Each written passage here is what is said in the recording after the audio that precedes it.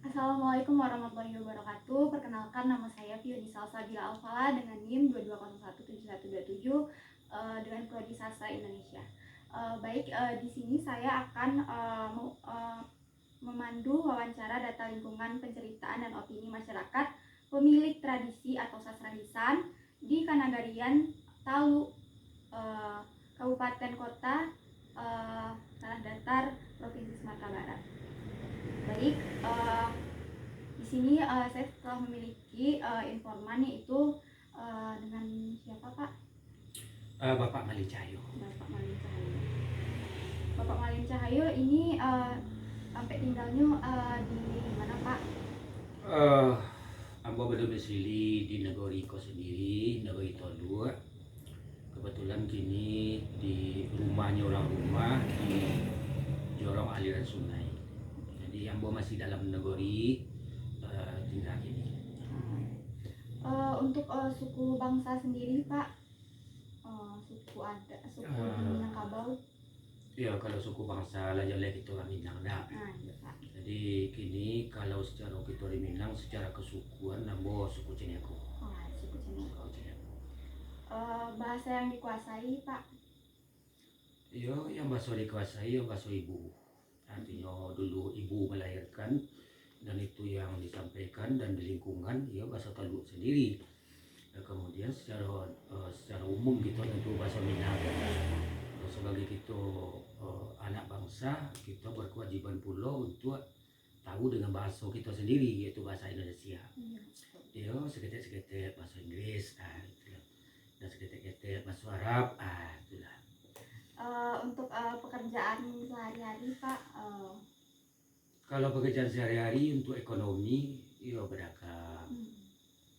Sudah itu, ya karena waktu bagian daripada pemuka masyarakat, ya kita berkecimpung dengan masyarakat itu, ya sebagai kewajiban, sebagai kita anggota dan atau juga sebagai ketua. Dan memang saat kini kita dipercayai oleh para ulama di negeri ko yaitu sebagai pimpinan. Pimpinan alim ulama Nagari Tolu. Jadi bisa apa cerita Mbak apa namanya tuh cerita fabel, cerita rakyat, fabel klasik yang ada di Nagari Tolu Pak? Artinya pertanyaan piani kini ko tentang permasalahan yaitu ada ndak artinya sebuah cerita rakyat atau legenda di negeri Tolu.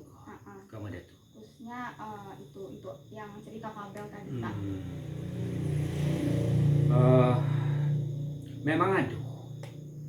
Memang ada dan iko baru cerita daripada turun menurun.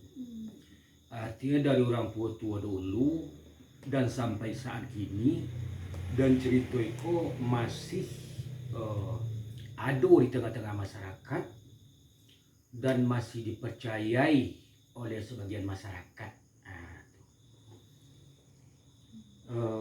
Yang mana cerita koko dulu kapan terjadinya kita tidak bisa memastikan. Yang kedua, tokoh yang berperan sewaktu itu pun sulit menjelaskan. Tetapi yang jelas dalam kerangka ambo kejadian koko yaitu di abad sekitar abad ke-7 Masehi. Jadi sewaktu itu kita masih berkampung-kampung.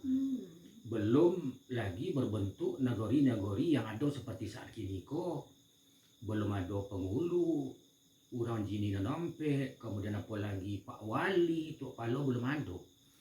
Jadi sewaktu itu masyarakat itu masih tinggal berkelompok-kelompok, namanya kampung-kampung yang di tengah di hutan. Jadi sewaktu itu memang ada kejadian yang kita terima pada saat kini koko, yaitu antara manusia dengan binatang buas. Binatang buas. Kalau kini dinamakan harimau. Dan ko waktu kejadian yang kita terima pada sampai saat ini dahulu ada sebuah kampung namanya Tolua, dan kebetulan kampung itu tuh ada di seberang Senambang Sinan. Artinya daerah tepi raya tuh disitulah dulu masyarakat berkelompok, dan kebetulan masyarakat Sangkek Seisuk tuh kan tinggalnya di tepi-tepi air. Kemudian tuh yang penting di situ ada sumber kehidupan, ada air, ada sawah untuk kita buat untuk pertanian, kemudian ada tempat berburu. Kemudian itu sistemnya dulu setelah itu melampaui masa nomaden, artinya berpindah-pindah dari suatu tempat. Jadi pada masa itu tuh adalah sebuah keluarga yang profesinya boleh dikatakan setiap hari, yaitu untuk mengambil kayu ke rimbo. Yang di rimbo ko makasui kayu ko untuk diolah untuk pembuat rumah atau dapur dengan jalan di hari. Nah di hari ditabang batu kayu gadang tuh kemudian dijadikan papan, kemudian dibuatkan juga itu tuh berupa lahe, kasau dan sebagainya untuk bahan rumah itulah. Jadi ada sebuah keluarga sewaktu itu tuh inyo profesinya itu kemudian beliau sama anaknya, seorang ayah, kemudian inyo pai mari kayu ke kalimbo. Jadi di hari pertama tuh joleh inyo tuh membuatkan galangan namanya. Dia galangan kok ada tempat di atas kok dipampangkan kayu di situ, maka tempat mari kok ada orang di bawah, ada orang di atas. Jadi hari itu tuh seperti kini kok hari gini kok tapi panjang sekitar 2 meteran lah. Jadi ada tangkai di atas, ada tangkai di bawah. Jadi tarik menarik. Jadi di sekitar hari ketiga dan keempat itu orang berdua beranak kok di bukit tadi itu lah melakukan aktivitas, lah mulai mandi, dan sewaktu itu hari lah sore. Tentu matahari kota Bonam tentunya dah pulang berdua beranak. Jadi di situ tuh orang mari kok tuh supaya tuh longgarnya tuh dibuatkan bajinya. Baji kok sejenis dari kayu tadi, kemudian dipakai pipi udnonya untuk memperanggang papan tadi supaya jangan nyapi hari itu. Nah itulah. Jadi sewaktu sore tuh mereka kok pulang, dan baji tadi lupa menanggan dari tangganya tuh. Akhirnya mereka pulang di rumah.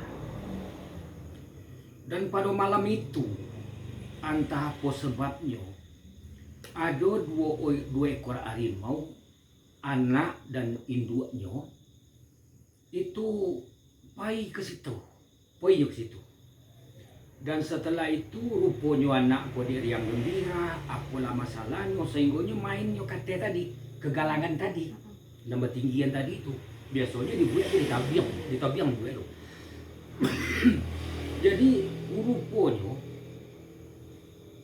nan baji dari tangga di anak kok, tangga baji kok. Akhirnya rupanya ikunya masuk ke dalam salah papan tadi. Anak tadi. Anaknya tadi. Sehingga barang kau tidak bisa lepeh. Akhirnya apa yang terjadi? Tentu induknya kau bersusah payah untuk melepeh. Akhirnya tidak bisa lepeh. Sebab kayu itu cukup gadang. Artinya segera durum lah kayu itu kan cukup gadang, tidak bisa tergali. Akhirnya apa yang terjadi pada malam itu tuh? Sehingga harimau ku mengaum-ngaum semalam tuh. Heboh. Alun bunyi anaknya, alun bunyi induknya. Sehingga aumannya itu tuh, sehingga tidak bisa membuat lalok orang semalam penuh. Itu ribut. Tentu masyarakat kampung dulu tuh mati ketakutan semalam itu.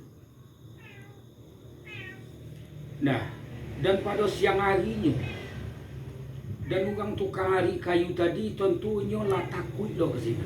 Sebab di lokasinya tadi bunyinya harimau tadi. Sehingga dibuatlah musyawarah bagi masyarakat untuk mencari apa yang terjadi. Maka bersama-samalah masyarakat Ikoko datang ke tempat di mana aum non menerima tadi hukum. Rupanya yo ditampek mahali tadi anaknya lah sopi. Baca lihat jauhan dulu kok. Nana di mau indua tadi itu tidak benjanya loh. Tidak berputar-putar, tidak ganas ini langsung menakut. Langsung meminta maaf. Langsung ini memohon. Kece orang semasa itu nyo pandai mengecek. Tolonglah lopen anakmu. Tolonglah lopen anaknya. Di senggo masyarakat itu tidak kurang takutnya leh untuk mendekati karena harimau konya lama rayap, lama nakut. Sehinggonyo sebelum itu dibuat perjanjian antara masyarakat tadi itu dengan harimau tadi. Apa perjanjiannya? Kami siap melepaskan anak di sini. Tapi bersyarat kuah. Apa syaratnya? Gaji harimau tadi. Syaratnya kita buat perjanjian usah diganggu. Orang toluk kokoh selagi gagak hitam, selagi ayu, selamanya selama dunia terkembang. Tolong petawain ke anak cucu di sini sampai sebisu-bisu. Ambo siap. Kece harimau induk tadi. Bahkan harimau induk sendiri itu tuh mengatakan bukan sampai di situ. Dan ambo siap, kami siap, keturunan kami siap untuk menjaga anak negoriko selama-lamanya. Kami siap. Dan kami siap pula untuk menjadi kodam sekaligus penjaga daripada orang nama Riko. Menjadi kodam pendamping. Naninyo pun minta syarat. Dan harimau tadi. Dan syarat yang dimintanya usah takabur. Jangan meminta-minta awat kepada harimau. Janji dibuat kato dikit. Dan beliau tu dipanggil Nini. Bukan bagi mau saja oleh. Sampai kini kita untuk menyebut nama beliau yaitu Nini Bolang. Nah, Nini Bolang.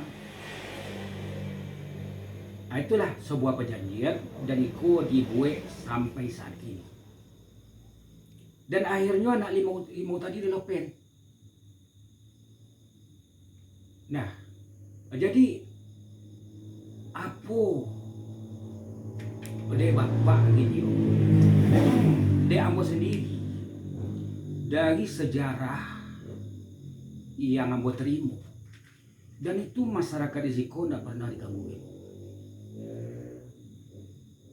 Dan kedua belum pernah dicakar harimau, apalagi membunuhnya. Dan itu di mata ambo sendiri pernah mengalami kok. Di tahun 1978, dan ambo waktu itu masih SD, di kelas 2 SD. Kebetulan waktu itu tuh di hari raya Lebaran Haji. Dan kami pergi ke negeri tetangga namanya Talawi. Dan di raya Haji itu maklumlah orang kaum bantai itu. Artinya membantai jawi lah atau kambing lah untuk korban. Dan pada malam harinya kami antara Toluk dengan Tolawi ko dibatasi oleh bukit. Dan bukit ko termasuk daripada Bukit Barisan juga bagian timur. Di situ tuh ketinggian bukit itu sekitar 300 dpl. Nah, jadi melintasi jalan itu masih jalan setapak. Dan kami berangkat dari Telawi sampai itu siap maghrib.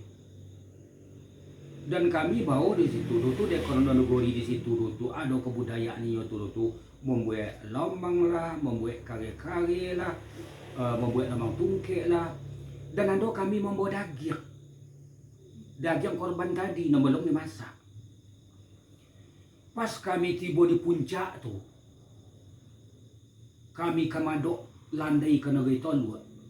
Sekitar 3 meter, itu melompet muka kami harimau. Tapi melompet selayaknya, jalan masih setapak. Jadi situ tuh ini ada mengganggu. Dia kono kami membawa daging mendagang tadi. Iko yang tercium nih yo. Jadi sewaktu itu kami berangkat bertiga, pertama Ete Ambo dan kedua Bapak Ete Ambo. Jadi Bapak Ete ko lah langsung melolong-lolong bakuyai bahasa siko tu. Bakuyai lah heboh nyoto tu dan kuyai itu tuh mungkin terangah ke bawah ke kampung-kampung sekitar. Alhamdulillah aman. Dan kemudian di tahun 70-an kojo adanya seorang lantua sekitar 60 tahun umurnya tuh pedusi itu beraninya mengajari moko dengan suluan ayang ko. Itu bukti-bukti. Jadi ditaluk sendiri jangankan dibunuhnya, kena cakar pun tak pernah terang ada apa. Kemudian daripada itu banyak pun orang taluk ko dulu pernah merantau ke Kuantan, ke Jambi, namanya rantau takik. Ini apa yang merantau tapi apa yang menakik ya kerja itu tidak pernah diganggu. Itulah kira-kira segelumit. Kemudian orang tadi pulang, kemudian inyonan harimau tadi menjadi khodamnya langsung daripada keluarga tadi, dan sebagai buktinya sampai saat ini itulah kejadiannya. Ya ada beberapa pertanyaan yang harus ditanyakan ke Bapak. Iya.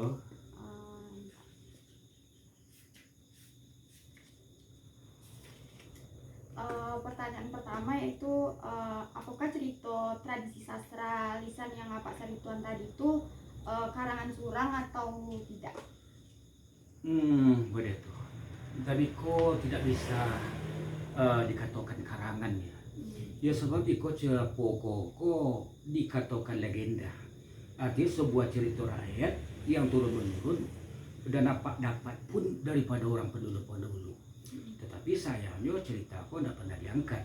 Itu baik tulisan maupun di media-media lain belum lagi. Memang itu cerita rakyat yang turun-menurun dari dulu. Berarti tidak kan Pak? Jika tidak dari siapa cerita kok yang Pak dapat dari? Dari ko banyak sumber. Banyak sumber dari orang tua-tua, dari Nini Ambo, keluarga-keluarga Ambo sendiri, maupun daripada masyarakat yang lain yang rata-rata umurnya lebih tua dari Ambo.